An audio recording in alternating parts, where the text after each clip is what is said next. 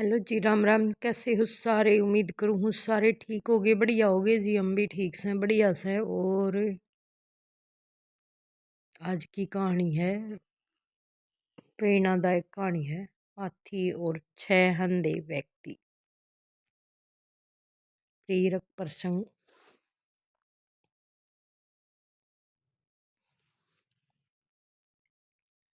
एक समय की बात है। एक गांव में 6 अंधे व्यक्ति रहते थे। वह बड़ी खुशी के साथ आपस में रहते थे। एक बार उनके गांव में एक हाथी आया। जब उनको इस बात की जानकारी मिली तो वो भी उस हाथी को देखने गई।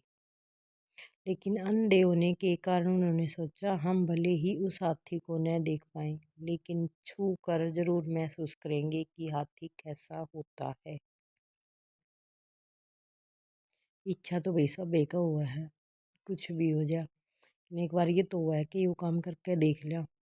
वहां पहुंचकर उन सभी ने हाथी को छूना शुरू किया। हाथी को छूकर एक अंधा व्यक्ति बोला, हाथी एक खंबे की माफिक होता है। मैं अब अच्छे से समझ गया हूँ, क्योंकि उसने हाथी के पैरों को महसूस किया था।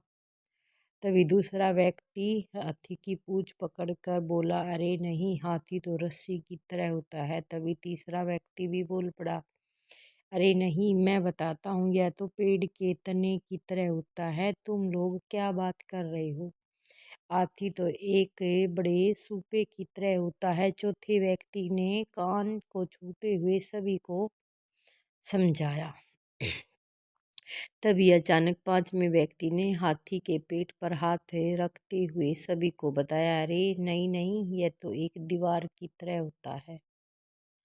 बेचारे अंधे थे, देख तो पाते नहीं, तो ऐसे ही अपना अंदाजा लगा लगा कर बता रहे थे।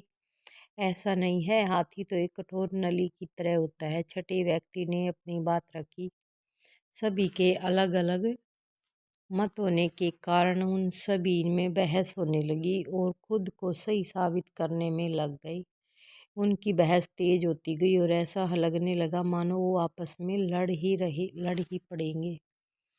तभी वहां से एक बुद्धिमान व्यक्ति गुजर रहा था। उनकी बहस को देखकर वह वहां रुका और उनसे पूछा, क्या बात है? तुम सब आपस में झगड़ा क्यों कर रहे हो? उन्होंने बहस का कारण बताते हुए उसे बुद्धिमान व्यक्ति को बताया कि हम यह नहीं तय कर पा रहे कि आखिर हाथी दिखता कैसा है। उन्होंने उत्तर दिया। फिर एक एक करके उन्होंने अपनी बात उस व्यक्ति को समझाई। बुद्धिमान व्यक्ति ने सभी की बात शांति से सुनी और बोला, तुम सब अपनी अपनी जगह सही हो। तुम्हारे वर्णन में अंतर इसलिए है क्योंकि तुम सब ने हाथी के अलग अलग भागों को छुआ और महसूस किया है।